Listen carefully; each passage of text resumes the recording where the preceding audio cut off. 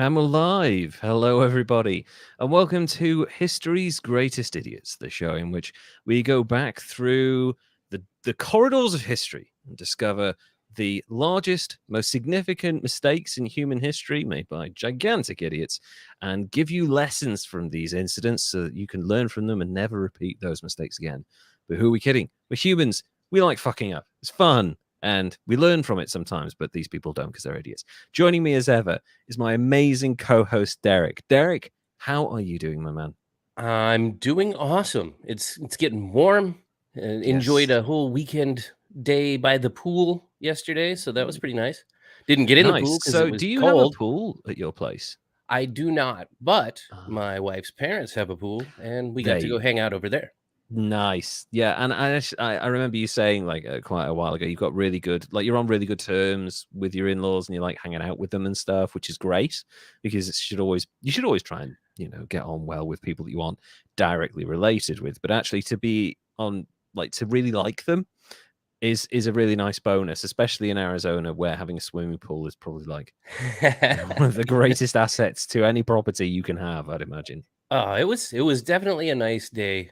And the Yeah. kids played and got all Oh, that's tired out, sweet. and yeah, it was get to hang out and have a good time. That's And really good. yeah, it's definitely nice, like you say, to have a good relationship with them because I couldn't imagine having the ones that are described on some of the shows and movies. That would suck. And some of the people we've talked about where like their upbringing and stuff is kind of directly correlated to the relatives or something like that. So yeah, I completely agree with you. It's really nice to have a really good relationship with your in-laws, and I do as well. I'm very lucky. I have a wonderful mother and father-in-law, so I'm lucky.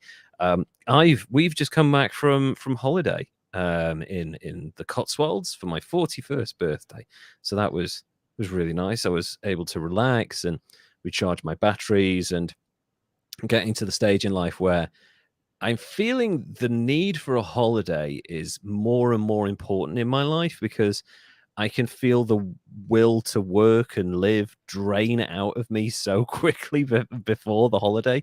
But as long as I know there's an end in sight, okay, if I can just get to this holiday, I'll be all right after it. I'll be okay.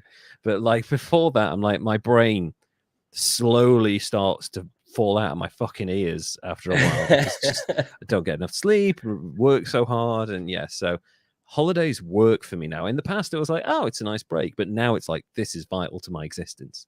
So Yeah, I think it's been a while since I've had a legitimate one where I did anything. So I think it might right, maybe my brain fell out already.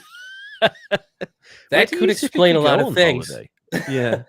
Um, Usually we go out to California, visit the beach, hang out, Oh, either nice, San Diego or LA area.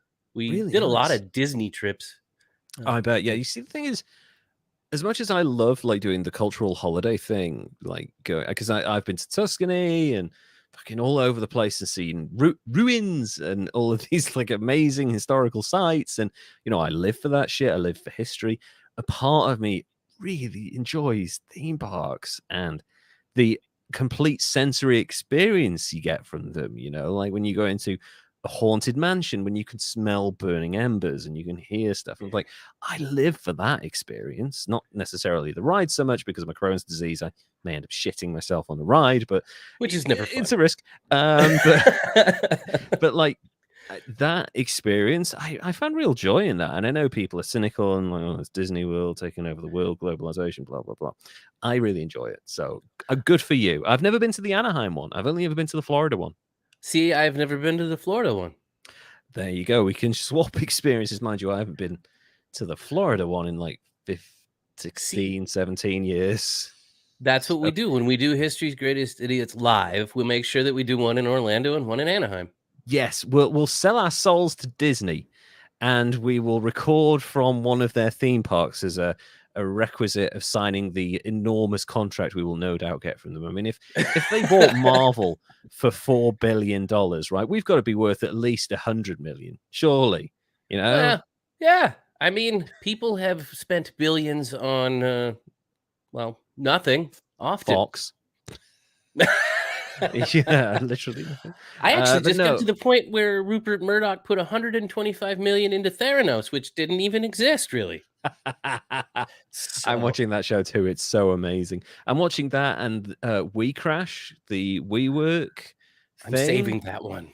Oh, it's so fucking good. I That can't guy's stand Jared Leto, but it's so fucking good. Oh my god. Yeah, that's really good shows at the moment if you want to watch the downfall of companies and people we've covered in History's Greatest Idiots. You got We Crash, you've got the Theranos thing, which is the Dropout, and there's like another one. I can't remember off the top of my head what it is, but there's stuff out there. It's like a gold rush for failures in the marketplace. So really, really, go ahead and watch it's those. super They're helpful. amazing. It is. It tells you everything you need to know to not fuck up in this world. And my favorite part is we had this debate initially. Elizabeth Holmes's voice, absolutely 100% bullshit. So we've Right. established that in the show, and we So thought that at weird. the time, and people were like, no, it's just the way she talks. I'm like, no, that is bullshit. I'm a voice actor. I know when people are lying in their vocal ranges. That is not real. And sure enough, she's like, I'm going to be authoritative and talk like this. And yeah. We found that So out. much deception in there. Like, I know. almost unintentionally natural. I know. Yeah, It's they weird. kind of fooled themselves after a Oh, while. yeah. Anyway, since we're talking about fraudsters, Derek, I know you gave me a hint before the show. You told me it was and I've kind of misspelled a little bit in the description here. It was a female fraudster in the crypto space. Have I got that wrong again? That is correct. Amazing. I got it right. Okay. So can you tell us about this week's idiot, please? Okay. She was born on May 30th, 1980 in Sofia, Bulgaria. But about our age then. That's yes, interesting. which, that's the thing I've got to say. It kind of makes me feel bad that so many people my age are making all these massive waves and billions of dollars and running off with it. And I've never managed with it. I've never managed to ruin anyone's life yet. I know, you're just sat there earning a good wage, not running away with it. What's wrong with you, man? I don't know. Maybe I don't try hard enough. Maybe, yes. Anyway, so she immigrates to Germany with her family at the age of 10. Okay. And there's not a whole lot about her upbringing out there. It was just general, under the radar, same as you or I. Right, which yeah. makes it even more of a trip. Mm. It does show back up with her education. Her history really starts when she earned her PhD in either European or international private law from the University of Constance in Germany in 2005. Cool.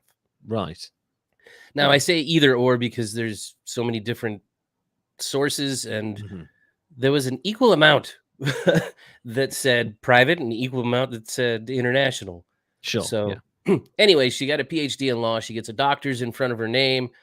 It's, everything you hope for in your child's life. On a good track, good education, gets out of there, gets a good job with a management consultancy, McKinsey and Company, in their Eastern European office, and just doing well until sometime in about 2010 or 2011.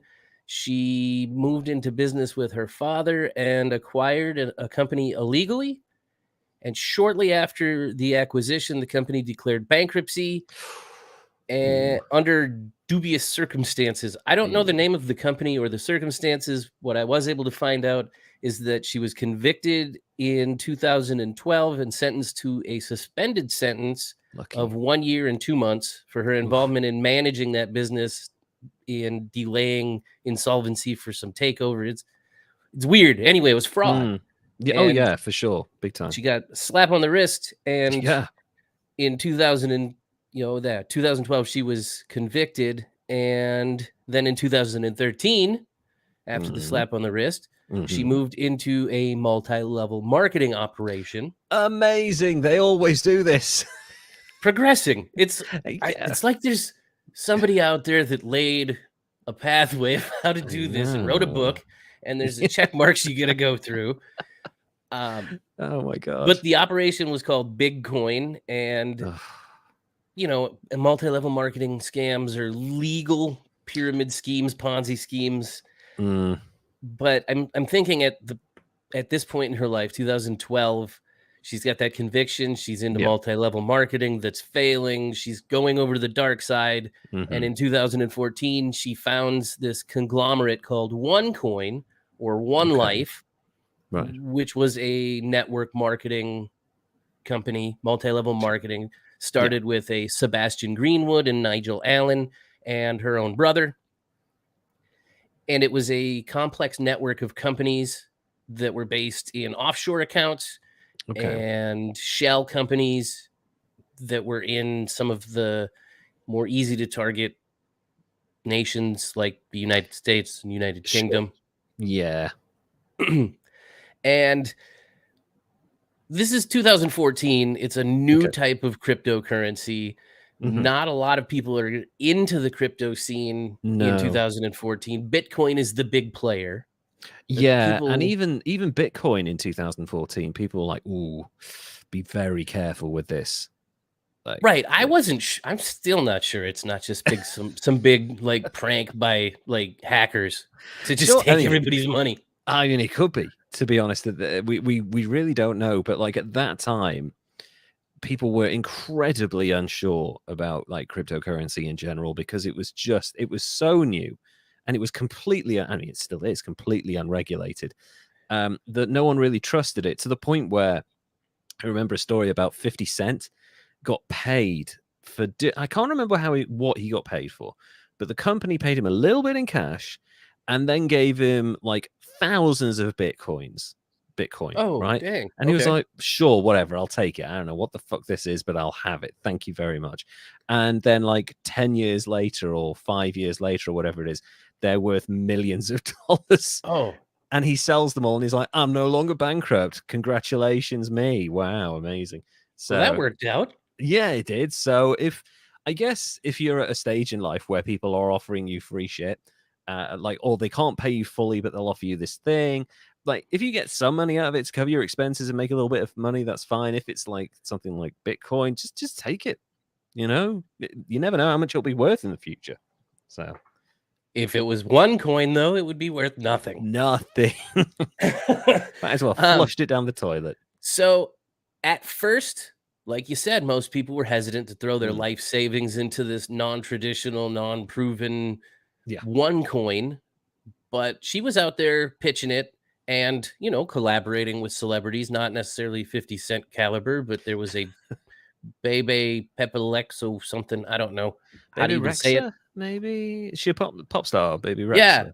Yeah. I know her. Yeah, I don't really listen to her music, but I'm aware of her. Well, she played one of the shows for the thing. Anyway, I'll get to that later. Okay. But so she's out there deeming OneCoin as safe and easy to use, and it's perfect for first timers. It's this new blockchain crypto that's going to be the Bitcoin killer, and eventually it's going to replace Bitcoin as the dominant crypto. Even though she's saying it's using blockchain, but it doesn't actually use blockchain, which I don't know what blockchain is, so I wouldn't know. It's kind of inherent security, I think, in whatever you're dealing with. But yeah, to say that and then not use it, like there should be red flags going off immediately in this. Right. Yes.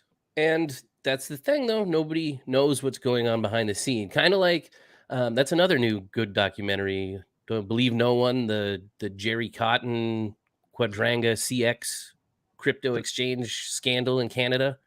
I'll cover him later. One. Yeah. Oh yeah. No, that sounds like something I'd be interested in watching, actually, because I got a little crypto and it ain't doing so good. But yeah, I got a little crypto. I lost quite a bit on my Dogecoin. And I was trying to be a hodler and I gave up and was like, no, I'm going to put it in oil and gas right now. Smart decision. I know it's horrible, but yeah, why not money when you can, man? Yes. You know, get the money back that you're going to spend at the pumps. Exactly. Good Lord. Anyway, by now, most people I'm sure that are listening have figured out I'm talking about Dr. Ruja Ignatova. I think I said that right. Okay. The crypto queen. I guess that's what she was. I hadn't heard of her until one other documentary I was listening to. But anyway, so she gets investors to buy packages that give them tokens that could be used to mine OneCoin.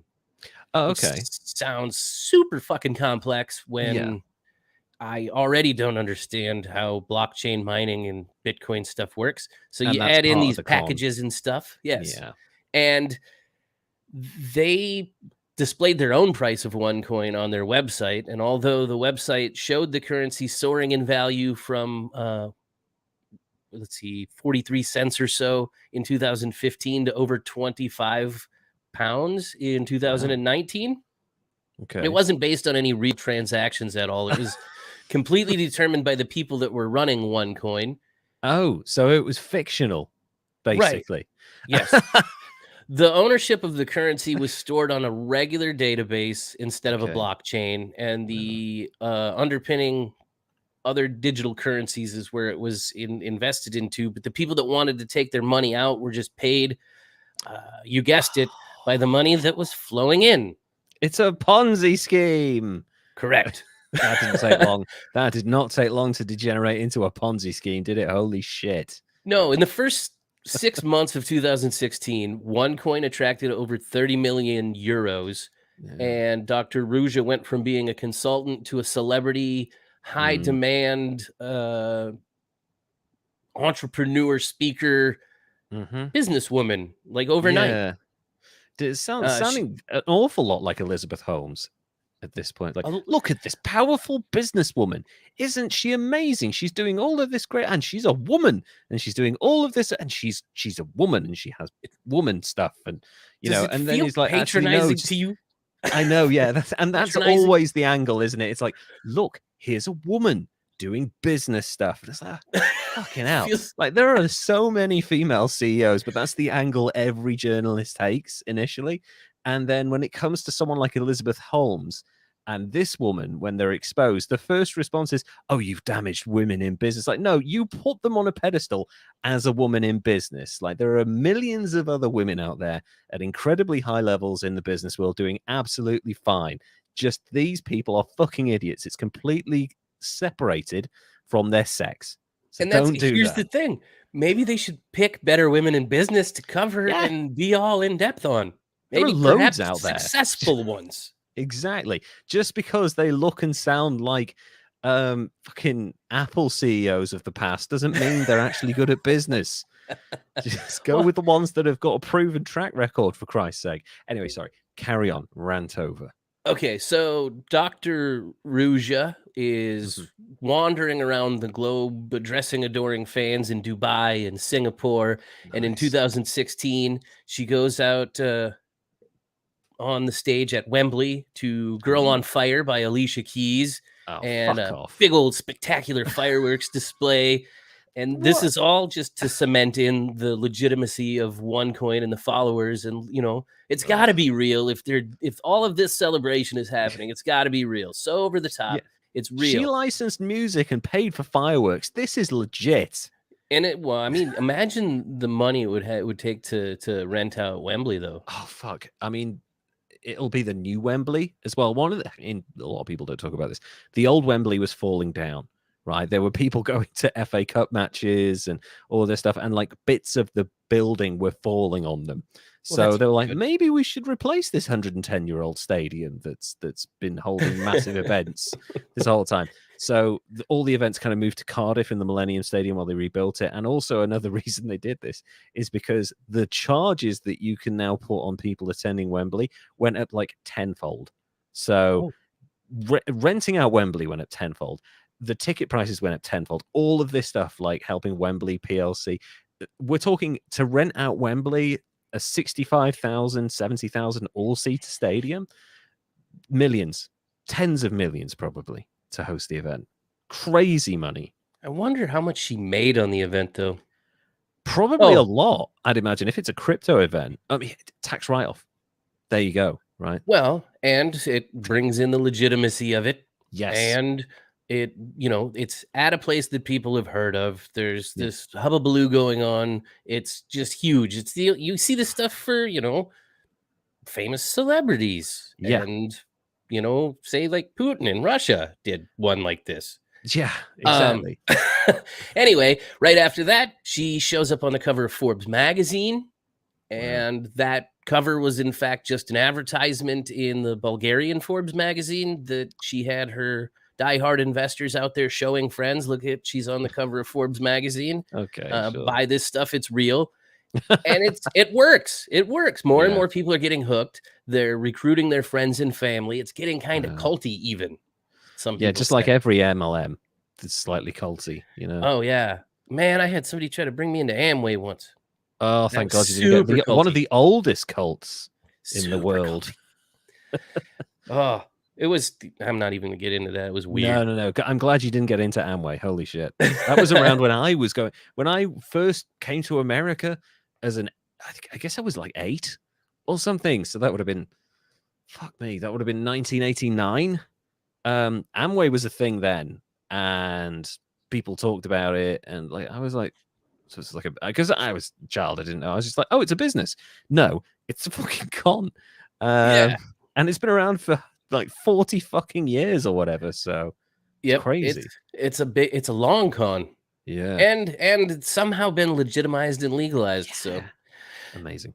Much like these appear to be when they go off the hook. So anyway, she's got these diehard investors getting their friends and family like a cult or an Amway and promising commissions and bigger end payouts if you recruit more people because, you know, pyramid scheme. And it works. And as the Bitcoin prices are going up, her mass market alternative continued to grow as well, which I already said was just them saying what the hell they wanted to say. Exactly. In early October 2016, just like 4 months after that London appearance, something really super interesting happened. Okay. This blockchain expert named Bjorn Burkick. Okay. I'm sorry, dude. He was called by a recruitment agent, and there was this neat job offer. There's this cryptocurrency startup from Bulgaria that's looking for a CTO, and he'd get a car and an apartment and a huge salary of 250,000 pounds a year. Nice. And all he had to do for this startup was create a blockchain. Right. And then he said, well, wait, what kind of cryptocurrency doesn't have a blockchain already? Exactly. And you said it was running for a while, and the recruiter said, yep, it was running for a while, but it doesn't have a blockchain. We'll explain it later. And dude was like, no, thank you.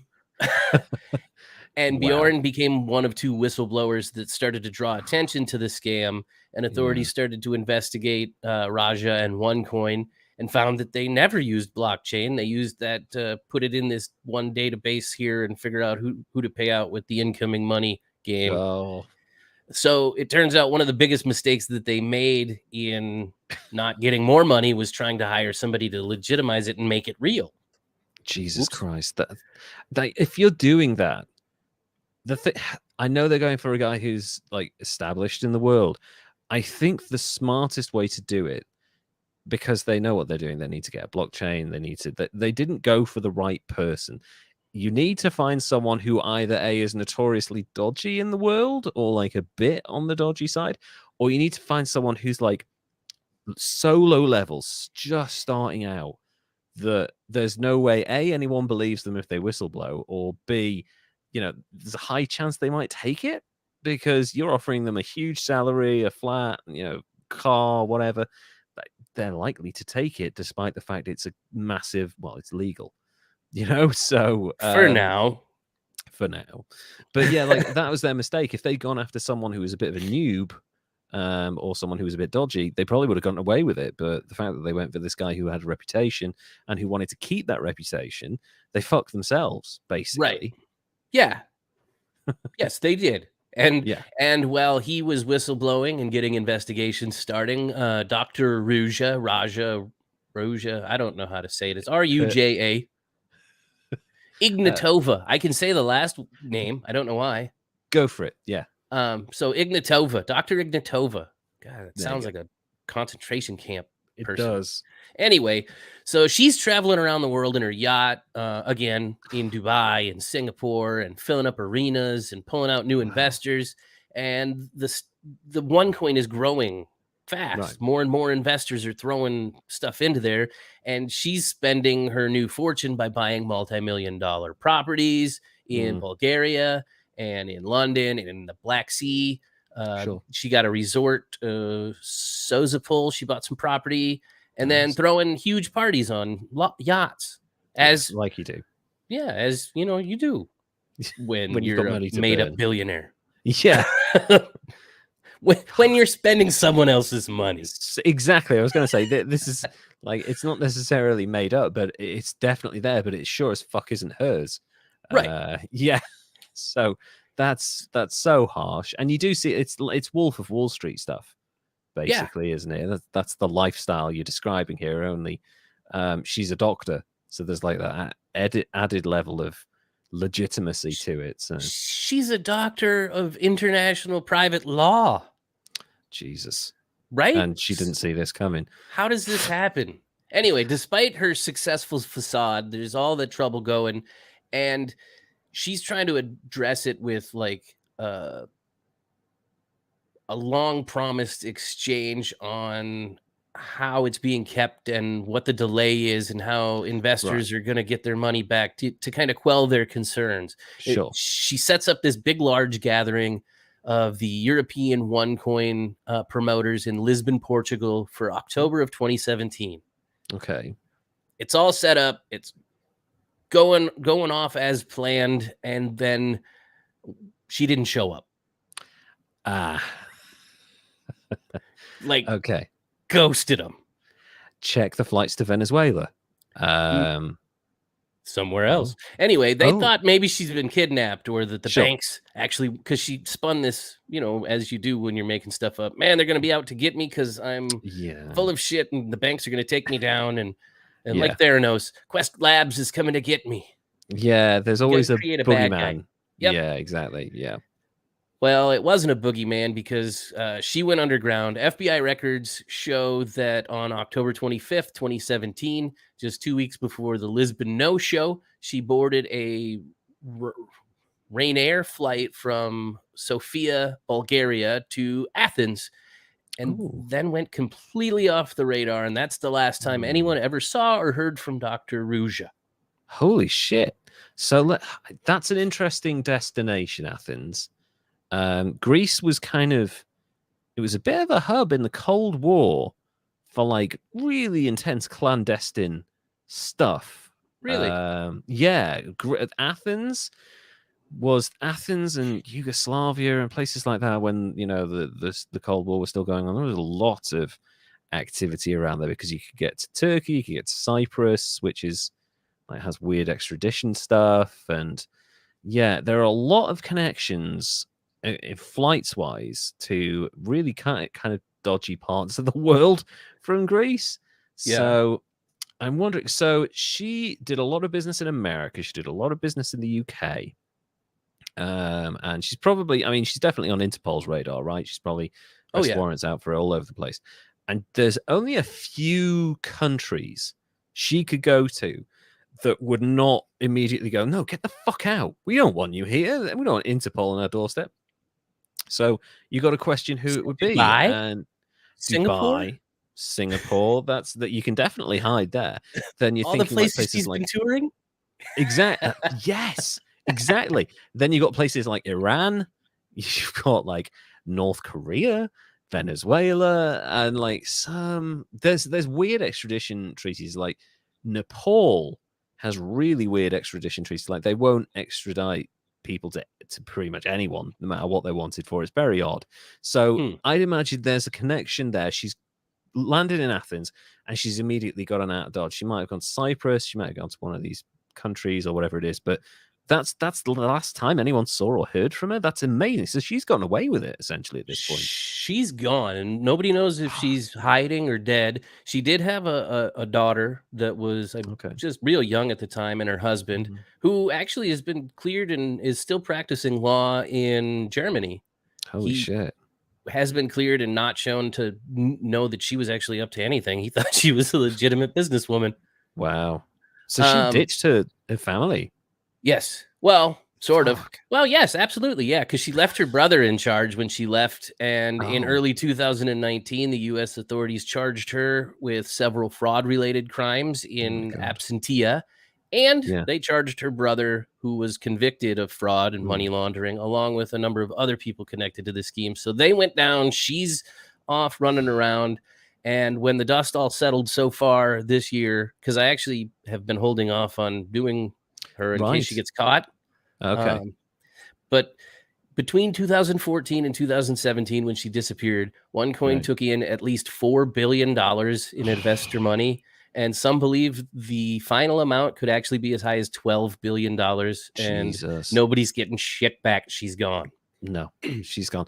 And like, I mean, obviously, like you said, a lot of this went on houses and yachts and mansions and shit like that. And all of that will probably be seized and used as collateral for creditors and whatever else. But I wonder how much, because obviously crypto, it's like they can trace where you're accessing it, right? It's very difficult to kind of find out who owns it, but there are ways of finding people who use crypto, right? I wonder how much of that money she made off with and how much of it she's going to have to use to bribe authorities to not rat her out to Interpol and say, hey, she's over here. Come on. Yeah. She's not paid us $1 million a year this year.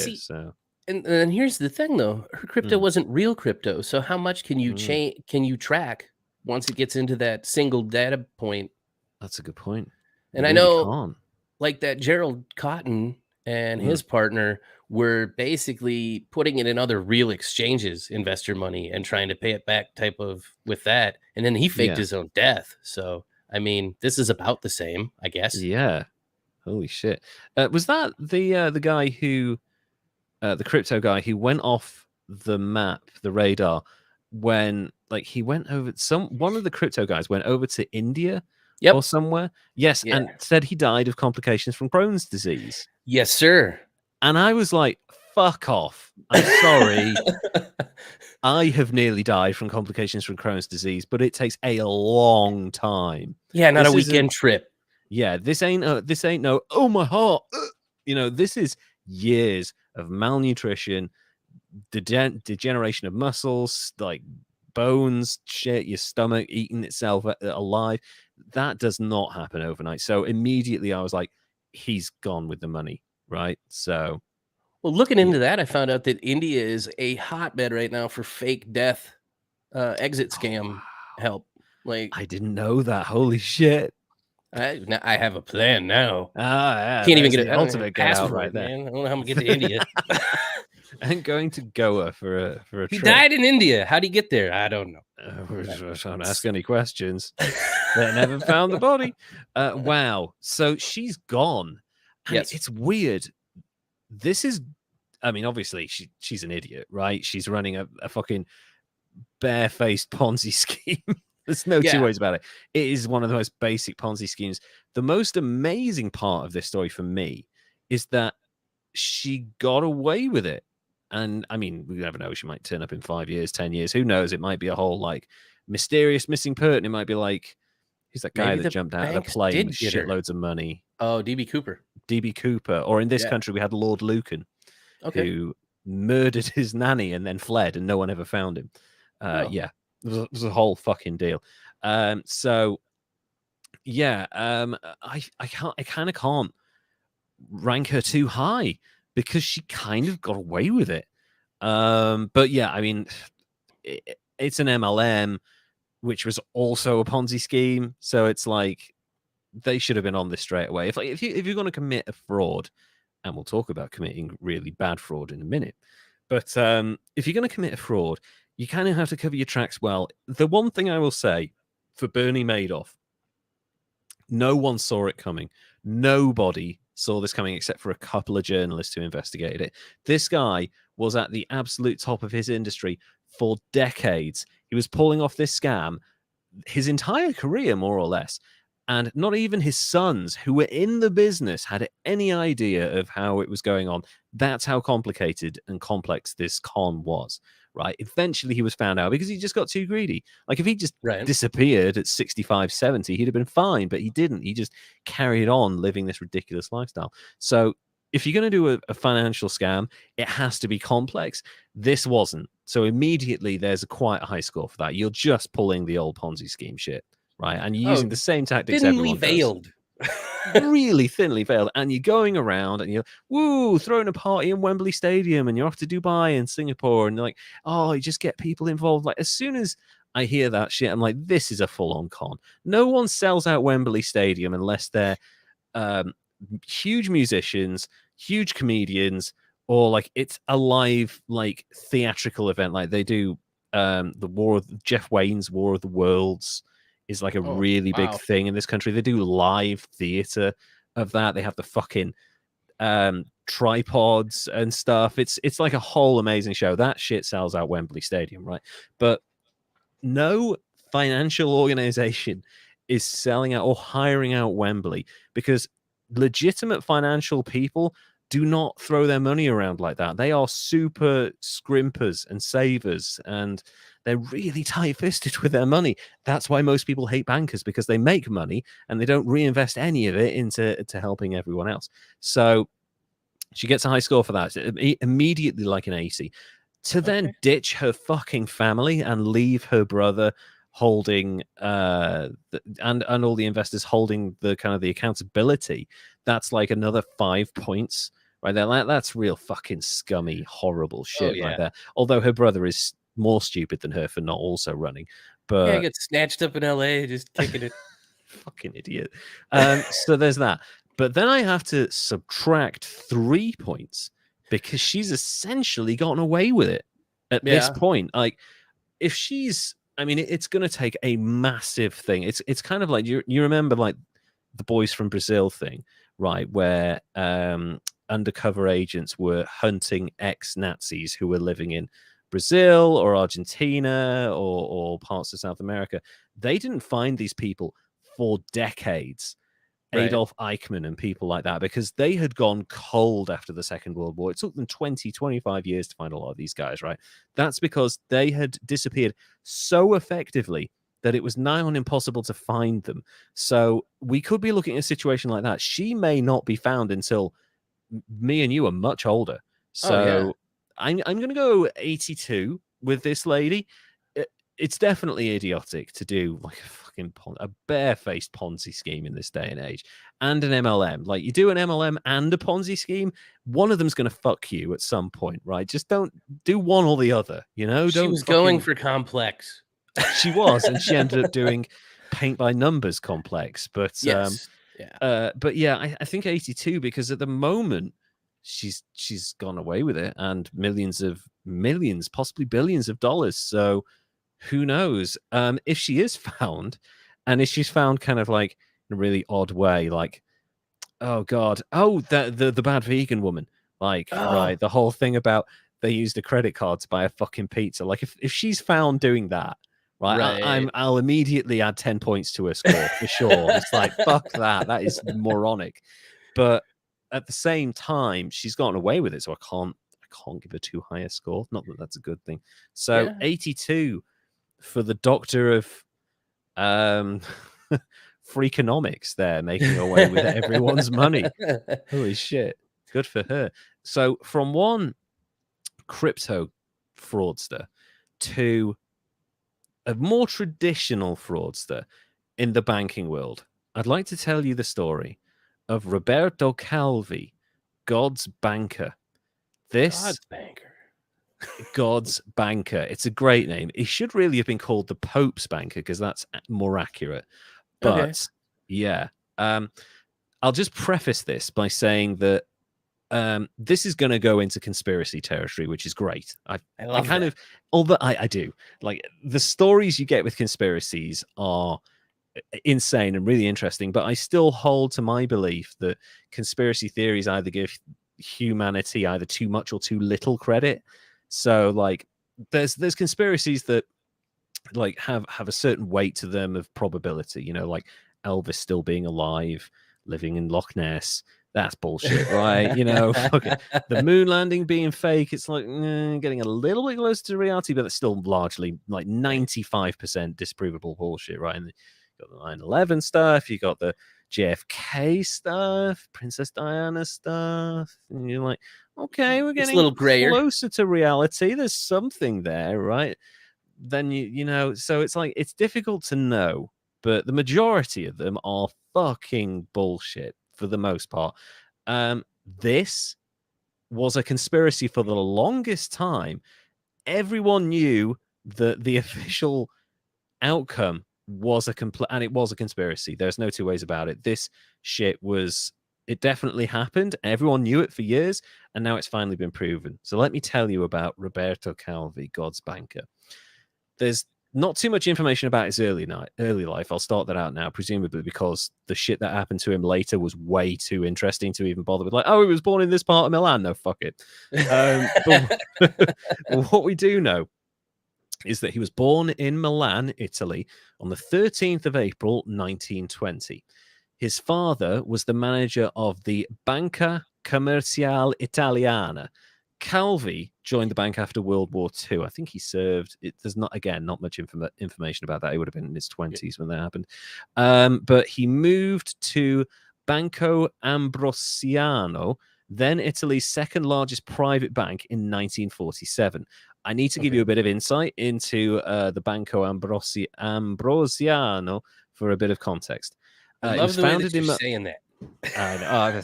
I spent a summer in Tuscany. I'm quite well informed on Italian. The bank was formed in Milan in 1896 by Giuseppe Tovini, a Catholic advocate in the Valle Camonica, and was named after Saint Ambrose, the 4th century archbishop of the city. So that's Catholic country, makes sense to do that, right? Torvini's purpose was to create a Catholic bank as a counterbalance to Italy's lay banks, and its goal was serving. This is its kind of insignia, right? Serving moral organizations, pious works, and religious bodies set up for charitable aims, right? So that is like, in the world of banking, that is the highest calling. Right there. You are like, we only deal with good people. We only deal with charitable causes. And they literally have the word pious in there. Pious works. So that's like high standard right there, right? I feel like I might be cynical, though, because I hear that and I'm like, oh, they want to dodge taxes and shit. I know. And like, and I guess like that kind of like wording would have gone over in the early 20th century when people are a little bit more naive, a little bit more trusting. Yeah. But like now, anyone hears that, they're like, fuck it, investigate them straight away, because we know what that means, right? We know this is a front for something. The bank came to be known as the Priest's Bank. One chairman was Franco Ratti, nephew of Pope Pius XI. In the 1960s, the bank began to expand its business, opening a holding company in Luxembourg. Immediately dodginess. Luxembourg doesn't have any taxes. In 1963, which came to be known as Banco Ambrosiano Holding. This was under the direction of Carlo Canesi, then a senior manager, and from 1965, the chairman. His deputy was Roberto Calvi. In 1971, Calvi became the general manager, and in 1975, he was appointed the chairman after Canesi retired. Calvi expanded Ambrosiano's interests further. These included creating a number of offshore companies in the Bahamas and South America. More dodginess. Interesting. Subtle. Like, oh, we're pious. We're going to find a bit of space in Luxembourg, and we're going to go to the Bahamas, and we're going to South America. It's like, hang on a minute. What? Fucking slow down. We know what's going on. Stop sneaking around. Stop literally tiptoeing around laws here. A controlling interest in Banca Cattolica del Veneto and the funds for the publishing house Rizzoli to finance the Corriere della Sera newspaper, giving Calvi control behind the scenes for the benefit of his associates in P2. We'll get to P2 in a minute. Okay. Calvi also involved the Vatican Bank Istituto per l'Opera di Religione in his dealings, and was close to Bishop Paul Marcinicus, the bank's chairman. Ambrosiano also provided funds for political parties in Italy for both the Somoza dictatorship in Nicaragua and its Sanistero Nacional Liberation Front opposition. So they're funding both sides of the Nicaraguan war. guess there's money in having a conflict, I suppose. Yeah, that's we're beginning to see the shape of a conspiracy here. There are also rumors that it provided money for solidarity in Poland. At Lugano, Banco del Gottardo was the Swiss arm of Banco Ambrosiano. So they're now in Switzerland as well. So more dodginess. Yeah.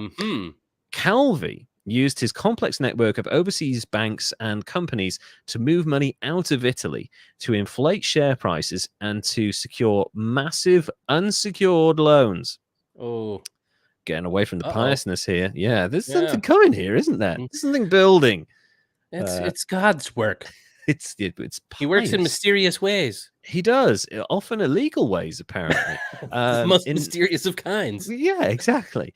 In 1978, the Banca d'Italia, which is Italy's central bank, produced a report on Ambrosiano that predicted future disaster and led to criminal investigations. However, soon afterward, the investigating Milanese magistrate, Alessandrini, was killed by a left-wing terrorist organization, while the Bank of Italy official who superintended the investigation, Mario Sarcinelli, found himself imprisoned on charges that were later dismissed. Oh.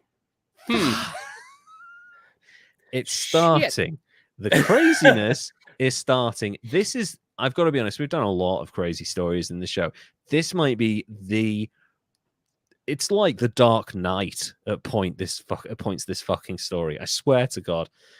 Super dirty dealings. He's surrounding himself with super volatile people as well. Like people showing up dead and in prison. That's not good. Exactly. Yeah. We'll dive into his private life right now, shall we? So you've got a bit of a background into the bank. You know, they're kind of funding different organizations. Sounds super dodgy. There's money in places that it shouldn't be, investments where it shouldn't be. Now let's talk about Roberto Calvi, what he does in his downtime when he's not with the bank. Calvi was a member of Propaganda Due, or P2 as it was more commonly referred to, a Masonic lodge under the Grand Orient of Italy. It was founded in 1877, but its Masonic charter was withdrawn in 1976, and it transformed into a clandestine, anti-communist, anti-Soviet, anti-leftist, pseudo-Masonic lodge and radical right-wing organization operating in contravention of Article 18 of the Constitution of Italy that bans secret associations. It's a terrorist organization at this point. I bet you they don't like Jewish people either. Probably. They're ultra right-wing, so they probably don't like anyone who isn't basically Mussolini at this point. Good grief. Okay. Yeah. Yeah. And also, they got kicked out by the Masons. That's how extreme these fuckers were. You're too mysterious. You are too dodgy. You're supposed to keep it quiet, for the love of God. In its latter period, during which the lodge was headed by Licio Gelli, P2 was implicated in numerous Italian crimes and mysteries, including the murders of journalist Mino Pecorelli and corruption cases within the nationwide bribe scandal Tantotepoli. I don't know what that is. Every time you're saying it, I'm just picturing, like, from Inglourious Bastards. Yeah, absolutely. There's a bit of P2 came to light through investigations into the collapse of Michel Sindano's financial empire. P2 was sometimes referred to as a state within a state or a shadow government. The lodge had among its members prominent journalists, members of parliament, industrialists, and military leaders, including multi-time Italian prime minister and gigantic arsehole Silvio Berlusconi. The Savoy pretender to the Italian throne, Victor Emmanuel, so a pseudo-royal, and the heads, and this is the really cool, well, disturbing part, the heads of all three Italian intelligence services. So all of them were part of this Masonic lodge. That's fucking scary. No. Yeah. That makes my skin itchy. Yeah, that's like, okay, you got all these people in the same room.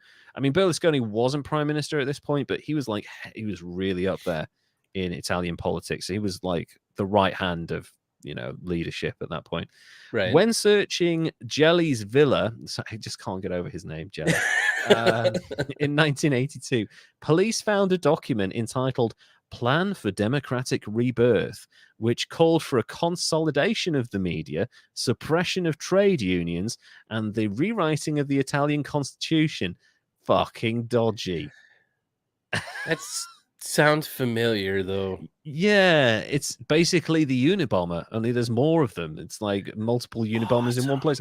I have a manifesto for you, and everyone doesn't get to be part of a trade union, and I control the media. Are you on board with that? Okay, sure. Yeah, God, a whole group of people like that. I know. And then it gets worse. Outside of Italy, P2 was also active in Uruguay, Brazil, and Argentina. Amongst its Argentine members were Raul Alberto Lastiri, who was briefly interim president of the country after the end of the self-styled Argentine Revolution dictatorship of 1963 to 73, 66 to 73. Emiliano Macera, who was part of the military junta led by Rafael Videla during Argentina's last civil military dictatorship around about 76 to 83.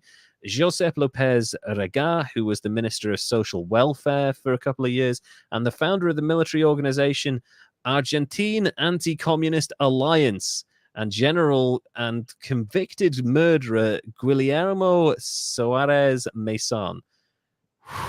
Scary fucking people. Yeah. Also mafia. Fuckloads of mafiosa. So all in one room, having a bit of a beer, kicking back. Here's a group of people you don't want to fuck with. These charitable and pious of organization people. Yeah. And he's in there going, oh, I'm part of this lodge. Oh, you guys are all military guys, you mafia guys. Some of you are priests. Some of you are politicians. Do you know what I'm good at? I can manage money. Give me your money. I'll manage it. That's totally fine. I'm trustworthy. I'm part of a pious organization. Give me all of your money. In 1978, the Bank of Italy produced a report that found that Ambrosiano several billion lira, which is like a few $1 million, had been exported illegally, leading to criminal investigations. Calvi was tried in 1981, given a 4-year suspended sentence, and fined $19.8 million for transferring $27 million out of the country in violation of Italian currency laws. The controversy surrounding Calvi's dealings at Banco Ambrosiano echoed a scandal in 1974 when the Holy See, which the Vatican, lost an estimated $30 million upon the collapse of the Franklin National Bank, owned by financier Michel Sindano, and he's linked to this scandal as well. Bad loans and foreign currency transactions led to the collapse of the bank. Sindano died in prison after drinking coffee laced with cyanide. Because that's what happens when you jack people's money. Yeah. And don't fake your own death and disappear. Yeah. But also, how did cyanide end up inside prison? That's not the kind of thing that you can sneak into prison, is it? I wonder if he met a similar fate to a famous person who rhymes with Schmepstein. Who never hung himself. Never fucking hung himself, speaking of which. Calvi wrote a letter of warning to Pope John Paul II on the 5th of June, 1982, 2 weeks before the collapse of Banco Ambrosiano, stating that such an event would provoke a catastrophe of unimaginable proportions in which the church will suffer the gravest damage. That's a fucking threat, right? Yeah, that's a fucking threat. Just no doubt about it. That's a full-on threat. Calvi then went on to tell his daughter, after he was released, the priests must face up to their obligations or I will be forced to expose them. Definitely a threat. Priests don't like being exposed. It's not anything. There's been a lot of that recently. Well, in certain circumstances. In the correspondence confirmed that illegal transactions were common knowledge among the top affiliates of the bank and the Vatican. Banco Ambrosiano collapsed in June 1982 following the discovery of debts between 700 million and 1.5 billion US dollars. This is 1982. That's a shit ton of money. That's a shit ton of money. That's like GDP money these days. That's the fuckload of money. Much of the money had been siphoned off through the Vatican Bank. They're cleaning it through the Vatican, which owned 10% of Banco Ambrosiano and was the main shareholder. In 1984, the Vatican Bank agreed to pay 224 million US dollars, nowhere near the amount it should have, to 120 of Banco Ambrosiano's creditors as a recognition of moral involvement in the bank's collapse. Classy. That's super like, yeah, sorry, we're the church. We hold moral accountability. Sorry. Here's 1% of your money back. Yeah, here's a little bit of your money back. we sold off some holdings. Don't yeah, there won't be any more scandals from us, don't worry. It has never been confirmed whether the Vatican Bank was directly involved in the scandal due to a lack of evidence in the subpoenaed correspondence, which only revealed that Calvi consistently supported the Vatican's religious agenda.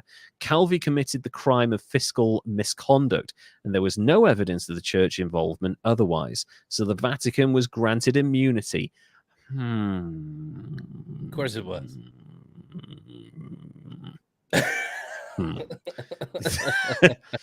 Leave it there. My wife's Catholic. I don't want to get myself in trouble. In 1981, the police raided the office of P2, the Masonic Lodge, to apprehend the worshipful master, get in a bin, Licio Gelli, and uncovered further evidence against Roberto Calvi. He was then rearrested, put on trial, and sentenced to 4 years in prison. However, this is fucking Italian justice. He was released pending an appeal and retained his position at the bank. He still worked at this. What? I know. He still worked at the bank until it collapsed because he was waiting retrial. And like, I'm an innocent man because I'm getting a retrial. And he's out wandering the streets with all of this information on the church, the mafia, politicians, priests, people in South America, dodgy fuckers over in the Caribbean. Yeah. I wonder what he'll do. I wonder what'll happen.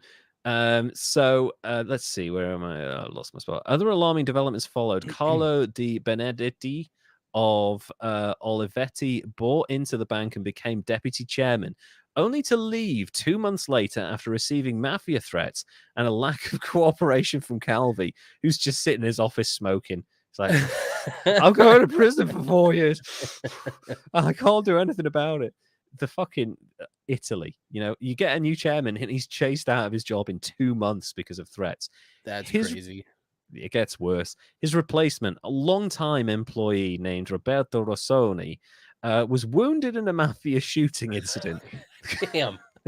Like, he didn't even get through the door, and they're gunning this fucker down. Wow. The criminal organization responsible for the shooting was the Magliana gang, which had taken over Rome's underworld in the late 1970s and has been related to various political events in a period in Italian history known as Years of Lead. So I know. I wonder what that could reference. I know. It's like when you hear about, what period in history shall we study? Like, sometimes there's ambiguity. Like, the Baroque era. I wonder what. That's not really that descriptive. Like the Renaissance, you're like, okay, rebirth. Sure, okay. The Years of Lead. Right, that's about killings. Let's have a look into that. That sounds interesting. In 1982, it was discovered that the bank was unable to account for 1.287 billion US dollars. That's the equivalent of 3.45 billion in present day terms. Oh, that's God. They're just like, whoops. It's just gone. Who knows where it is? Anyone's guess. Maybe it's disappeared into Sicily. Calvi's personal secretary, Graciela Coracer, wrote a letter denouncing Calvi before leaping to her death from her office window. Well, is it another? I'm starting to think now, everyone close to this guy is either raided by the police or they're dying quite a lot, or getting shot at or chased off or whatever it is. Who, and I understand, people react in different ways. Who writes a suicide note and then jumps out of their office window? I don't buy that. Who shows up to work, right? Gets dressed in the morning, has breakfast, goes into work, writes a suicide note, and then jumps out the window. It doesn't happen. That poor woman was thrown. I'm sorry. I think they should check her hands before. During July 1982, funds to the offshore interests were cut off, leading to their collapse. And in August, the bank was replaced by Nuevo Banco Ambrosiano. Why would they stick with Ambrosiano? They just said the new one. The new one. Like, change the fucking name, for God's sake. Sellafield did after they dumped a load of fucking nuclear waste in UK oceans. You don't stick with the old name. What's wrong with you? Pope John Paul II pledged full transparency regarding the bank's links to the Vatican and brought in lay bankers, including German financial expert Hermann Abs, to prove that he was above board and no more scandals were going to take place, and there was going to be no more dodginess in the Vatican's handling of money, and it was all going to be above board. The only problem was the move was publicly criticized by Simon Wiesdal, who was a journalist, because Hermann Abs was a top banker for Nazi Germany from 1938 to 1945. Kind of a bad move there, John. Maybe don't hire a Nazi as your chief bank guy if you're trying to do transparency. That's not a good move. When was this? Sorry, what year was this? This is like 1982. 1982. When did the Pope get shot at?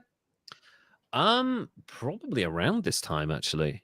Yeah, it wouldn't have been too. It was either then or like a couple of years later. So it was. Sorry, I'm adding in my own conspiracies. No. You might not be wrong, because there's a lot of involvement here, and a lot of people are dying and getting shot at. And getting shot at. So it's not out of the realms of possibility. In April 1992, Carlo Di Bonedetti, former deputy chairman of Banco Ambrosiano, and 32 others were convicted of fraud by a Milanese court in connection with the bank's collapse. Benedetti was sentenced to 6 years and 4 months in prison, but the sentence was overturned in April 1998 by the Court of Cassation. But he'd served like 4 years at that point, so he would have been out anyway, more or less. So, and in 1994, former socialist prime minister Bettina Craxi was indicted to the Banco Ambrosiano case, along with Licio Gelli from P2 and former Justice Minister Claudio Martelli. In April 1998, the Court of Secession confirmed a 12-year sentence to Licio Gelli for the Ambrosiano crash. So P2 guy is now, well, probably out of prison now. He would have been out of prison in 2010 at the latest. But yeah, anyway, you're probably thinking, what's going on with Roberta Calvi, right? Yeah. All these people dying around him, or disappearing, or writing suicide notes before jumping jollily out of their office window. Let's catch up with Roberta Calvi, shall we? Calvi went missing from his Rome apartment on 10th of June, 1982, having fled the country on a false passport under the name Gian Roberto Calvi. Oh, come on. So close. He put a word in front of his name. How would they? It's like a fucking fake mustache. It's ridiculous. I can't believe Italy. Come on, guys. Get your shit together. This is ridiculous. He initially fled to Venice. From there, he apparently hired a private plane to London via Zurich. A postal clerk was crossing London's... Okay, so he's got to London, right? Okay. He got there through an accountant who kind of helped him get out there as like a favor.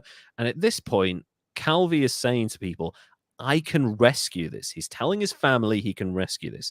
He's telling other people that he's still in contact with, there's something in London that I can do that will fix everything. I've got a contact there. They're going to pay off all the debts. They're going to set up a new system. They're going to clear my name. I have evidence. And apparently he's boarding all of these flights. He's handcuffed to a briefcase, right? While he's in London, hiding out in Chelsea, living with a drug dealer, of all people, in a really shitty Chelsea flat. This thing never leaves his side. This briefcase, full of documents and a bit of money, never, ever leaves his side. Okay? Keep that in mind. All right. A postal clerk was crossing London's Blackfriars Bridge at 7:30 a.m. on Friday, the 18th of June, 1982, and noticed Calvi's body hanging from the scaffolding beneath the bridge. Calvi's clothing was stuffed with bricks, and he was carrying around $15,000 in cash in 3 different currencies. Calvi, okay. Calvi was a member of Liciano Gelli's illegal Masonic Lodge, P2, who referred to themselves as frati neri. Do you know what that translates to? I do not. Black friars. Oh. And he was found hanging under Blackfriars Bridge in London. Bricks stuffed in his clothing. With bricks stuffed in his pockets. You do, also, as you do. Now, it's worth pointing out now, I can't pull up a picture because I should have thought about it in advance about Blackfriars Bridge and how it looks. It's quite an iconic London bridge. There's a lot of them. It's not quite, Tower Bridge. It's not that famous. Or London Bridge that was bought by, a Texas businessman because he thought he was buying Tower Bridge, but, we won't get into that. Hey, it's over here. Bridge, it's over there. Yeah, you can go visit it. Blackfriars Bridge is kind of a cool thing, mostly because it's quite an early bridge. It was part of the Industrial Revolution, and it's got really ornate ironwork underneath it. The bridge is about 18 meters above the water at high tide. So that's is it 18 meters? I think it's 18 meters.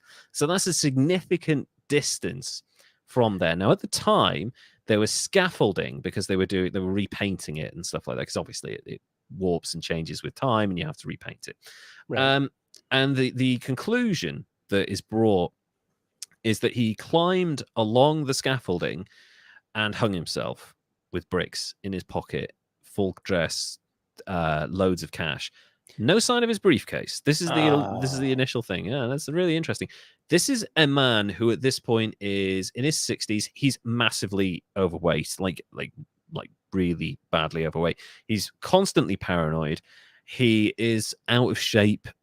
It's not easy to climb over scaffolding when you don't have access to the internal workings of it, which he didn't. He would have had to climb, like Spider-Man down this fucking thing, and then get to the middle of the bridge, tie a noose around his neck, tie it to the bridge, and fly off and break his neck and die. Right.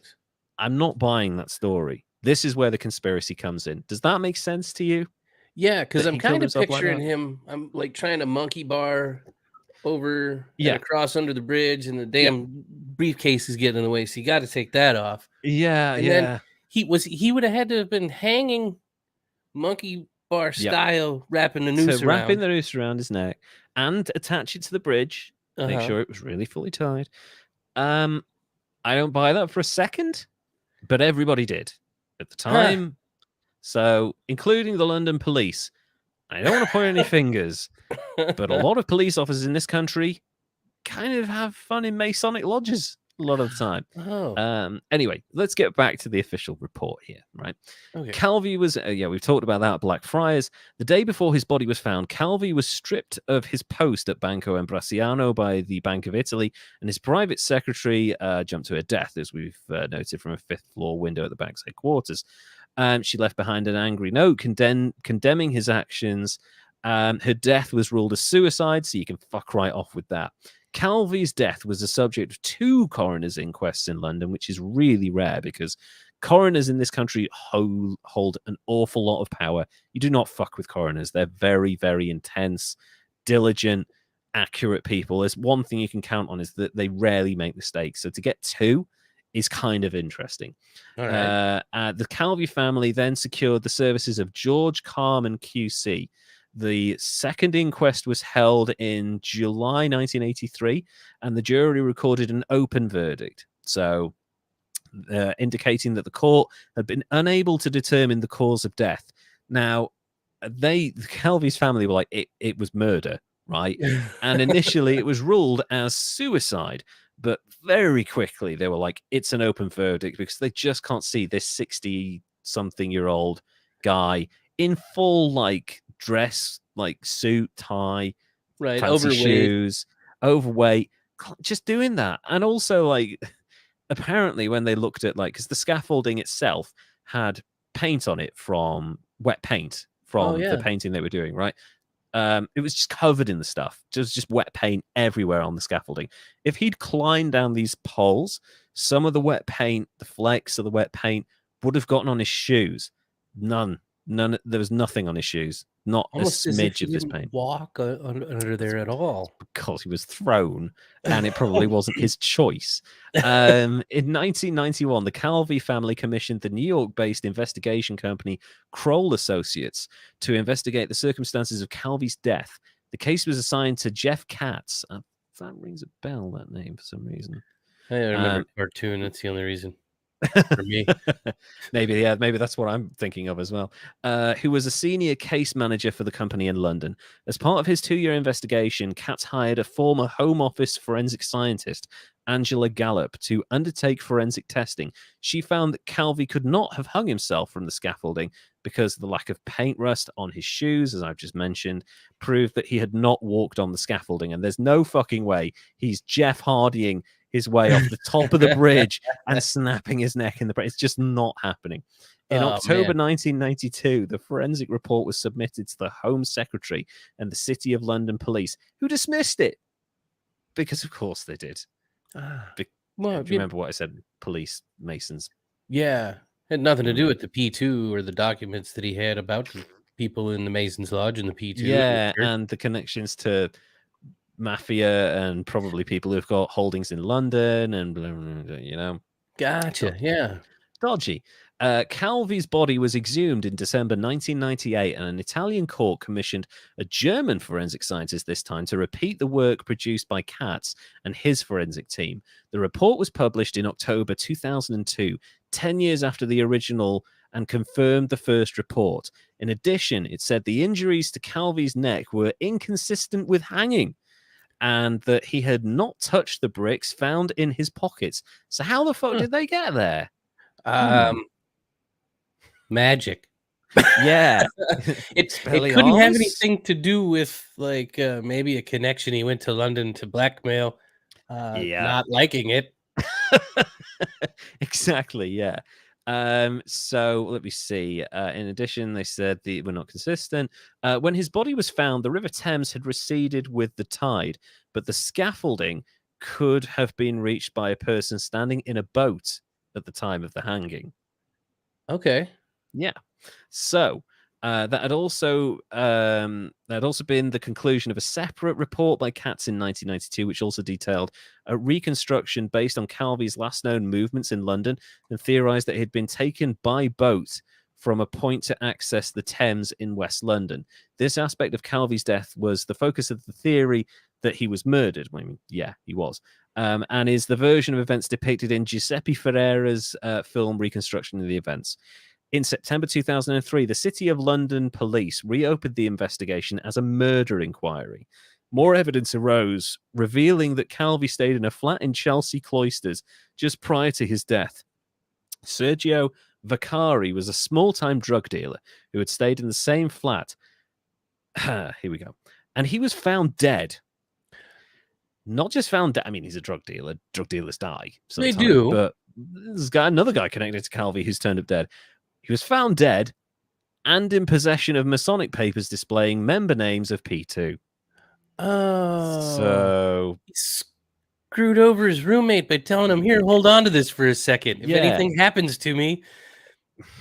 Yeah, and then this guy ends up dying. The murders of both Calvi and Vaccari involved bricks stuffed in their clothing. This is so mafia.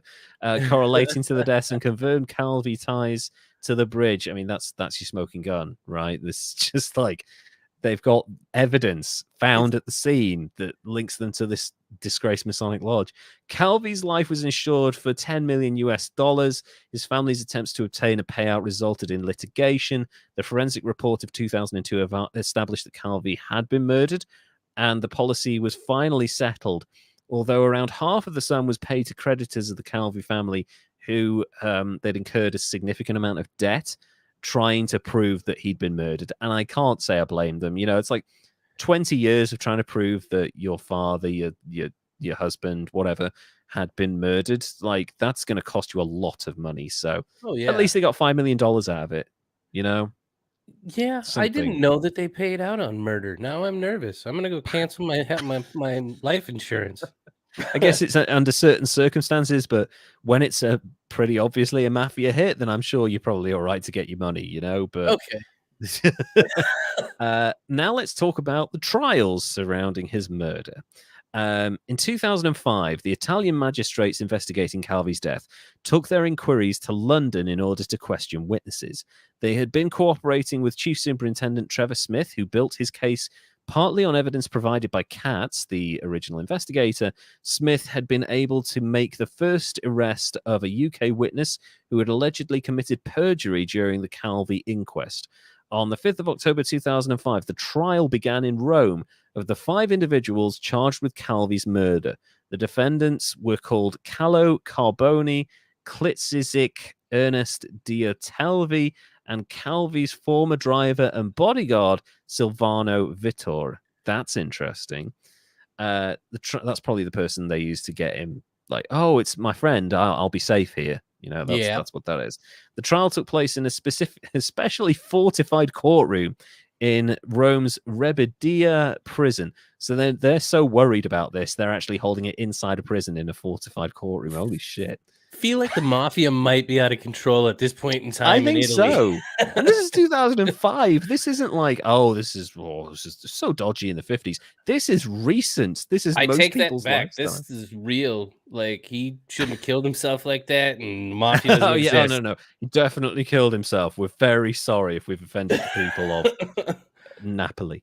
In 2005, the trial began. All 5 were cleared of murdering Calvi. On 6th of June 2007, Judge Mario Lucio D'Andrea threw out the charges, citing insufficient evidence after hearing 20 months of evidence.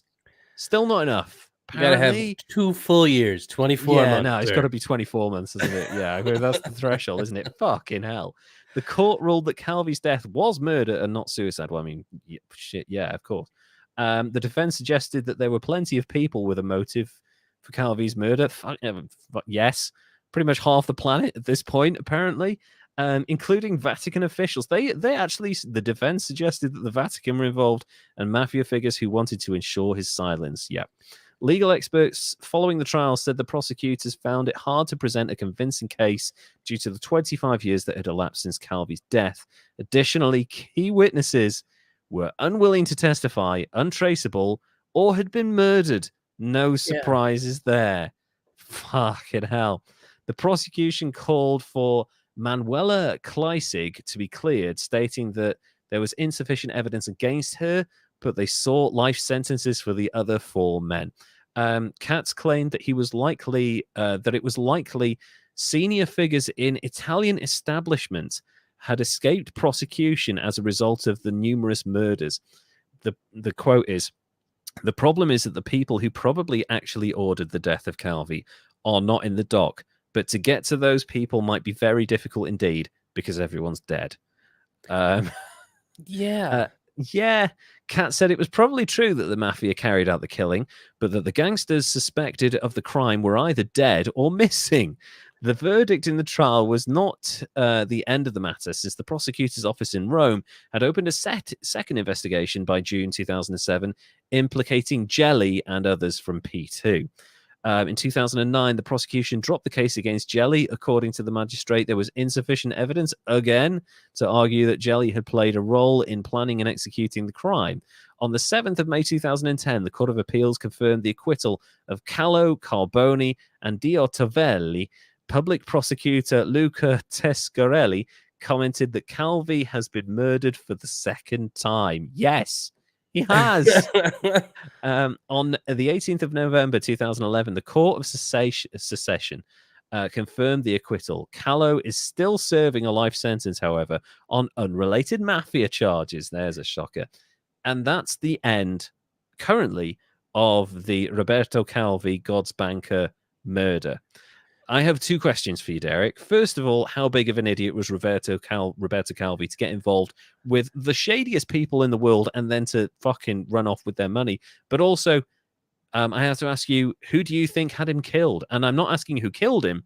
I'm asking who had him killed. Man, that's something, that story. Fuck me. God, there's so much in that story. I know. He literally got involved with all of the shadiest people that he possibly could. The entire underworld. He's like, I'll look after your money. What are you doing? You're not even that good. Well, it's hard to get away and escape like Ruja if you're not taking it from people that will spend billions to come and get you. Exactly. And this guy seemed like he went right to him, like he thought he was untouchable, and that makes him a special kind of idiot. Oh God, yes. This guy, and like I understand, like it's the early 80s. It's a lot easier to disappear. You fake a really bad passport apparently, and you're gone. But like these are incredibly well. I mean, literally, the Pope is involved in stages of this. These are incredibly well-connected people, faux royalty, mafiosa people who have got connections everywhere. This is not something you can run from. No, not fast enough anyway. Not with bricks in your clothes. No. Who's running with that? He is extraordinarily stupid as far as God, he thought a lot of himself, I think, to be able to get involved with those people and just brazenly not give a fuck, try to get away, and then go, you know what, I'm gonna make it better by look, I've got stuff that you don't want to get out. I don't. Pop. Thank you. I don't know. Whenever you're looking into a conspiracy that's like vaguely plausible, there's always or a film based on a conspiracy that's vaguely plausible. There's always one person that always says, "Oh, I've got information. I've got information that could blow this whole case wide open." And 5 minutes later, they're dead. Right? It's just the way this shit goes. Now, who killed him? Who had him killed? Who ordered that? Who was the scariest person in the London area at that time, or in mafia at that time? Well, or the Pope. But I don't think Pope John Paul would have done that because I don't think the Pope would have been involved in it. I think he probably would have been like, I trusted these people to manage money, and this person fucked me over, and this person fucked me over, and blah blah blah, and transparency. I'm going to hire a Nazi to look after the money. It's like I don't think the Pope's directly involved in this at all. I don't think certain high-ranking Vatican officials are involved in it. I certainly think they're involved in, let's make as much money as possible. Don't ask any questions. I think that's probably what happened a lot there. And this banker comes to you and he's like, hey, I'm in this bank. I'm connected to this person, and we've got ties to this country and this presidency and this dictator and stuff. And they're like, okay, so you have connections to governments and you have access to this. And like, okay, fair enough. So I'm not 100% convinced that the Vatican had him killed. I think it's more likely that the Masonic Lodge full of politicians and Secret Service people who he had dirt on probably had him killed, for sure. And the three heads of the intelligence communities over there. Yeah, he ain't getting away. Definitely not getting away. Yeah. No, they are tracking him the second he steps out of his fucking door. And I guarantee they got their money back. Oh, yeah, for sure. Yeah. So... extra huge high points just because of actual stupid, in my opinion. And I don't want to speak ill of the dead because he did get himself whacked, but just kind of he did that though. Yeah. It's something that I was always aware of. It's when you hear like you don't hear all that information, right? You hear Italian banker is involved with the Masons and corrupt politicians and the Vatican and money laundering, runs away with money and ends up murdered under a bridge in London. Like that's, and I used to like walk across, like get the train across, I think the train goes across it, Blackfriars Bridge. And I would always say to my wife, like, there's an Italian banker hanging from there a couple of 20 years ago. And it's like, it's such a weird thing. Like when we heard of the Salisbury poisonings of this former KGB agent and his daughter in Salisbury and everything, and there were two Russian tourists who just happened to show up, and then they did an interview on Russian TV where they're like, oh, we wanted to see the famous Lincoln Cathedral because it's Salisbury Cathedral. We're such history fans. They're like, weren't you like part of the FSB? Aren't you basically spies? Like, no. Why did you travel under funny names? Like, when you hear of something like that happening, someone hung under a bridge in London. It's so dark, and you're like, oh my god, this is not this guy did not kill himself. You're going to kill yourself. You don't do that, right? This is a message to people. Yeah. Don't steal our money, and then if you do, don't try to blackmail your way out of it, because we will kill you. I'm not saying that, because I won't. No, he killed himself for sure. So what do you think? Roberto Calvi scores wise. I'm going to go with an even 90 on it, just because you got to be out of your mind to get involved with those people and try to rip them off. I know. And then, but like, rip them off. That's fine, right? Like, because we've talked about people who've like getting involved with dangerous stuff and rip people off and then just gone, right? Yeah. This guy would have been better. Yeah. He didn't. He was like, he sent a letter to the Pope. He was like, oh, you should be really careful, And then, like, he's telling his daughter, he's giving interviews. Yeah. So stupid. Totally. Yeah. What a dumbass. I know. Special kind of arrogant dumbass as well. There's the word I was looking for. Yeah. Special kind of idiot right there. Actually, it's interesting because in researching this, I was his son's obviously involved in kind of not clearing his name because he did this shit, but like making sure that people know that he was murdered, probably by very powerful people. And one of the things his son talks about is just how intensely paranoid he was towards the end of his life.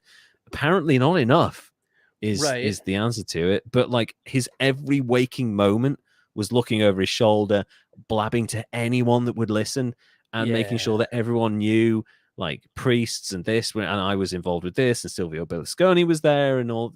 It's like, it's definitely smacks of Epstein level conspiracy stuff, Yeah.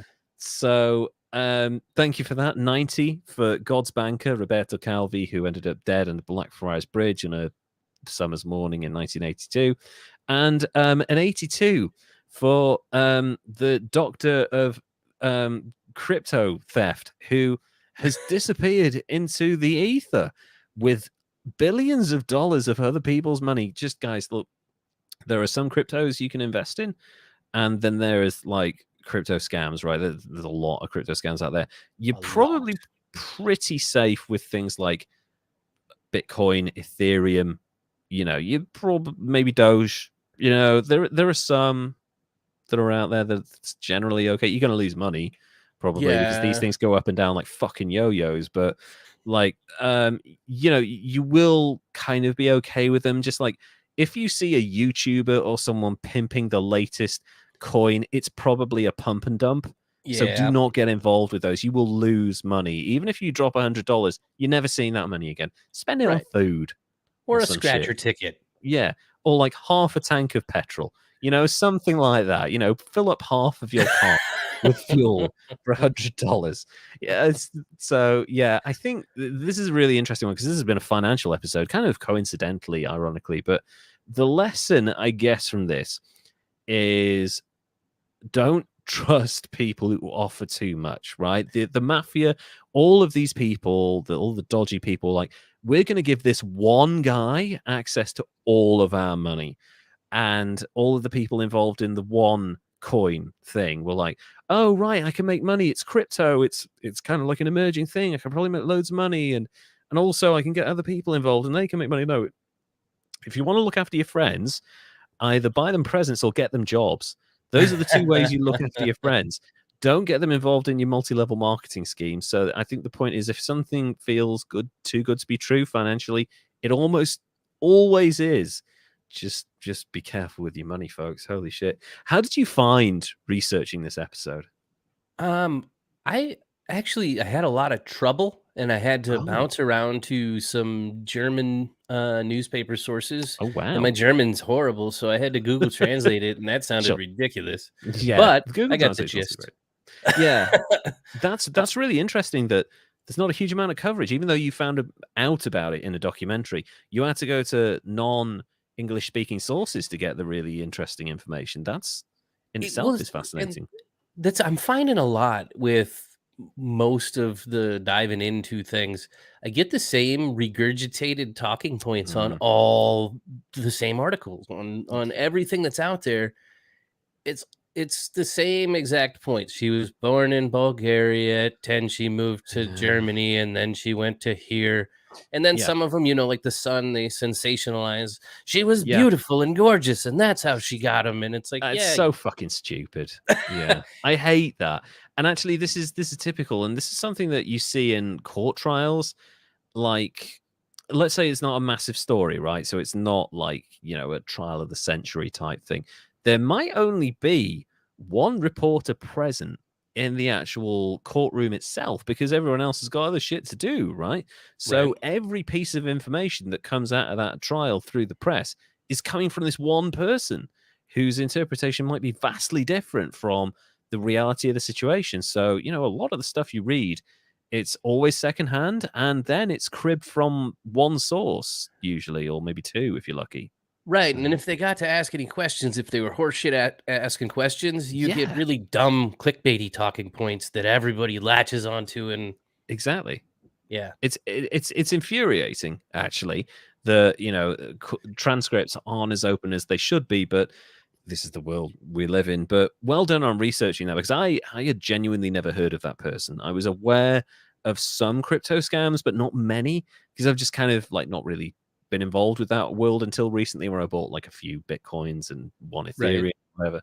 But the Roberta Calvi thing was always lingering around. I was like, should I cover it? Should I not? So I didn't really think. I was like, he was murdered, right? He was a banker. He fled. Like, does he count as an idiot?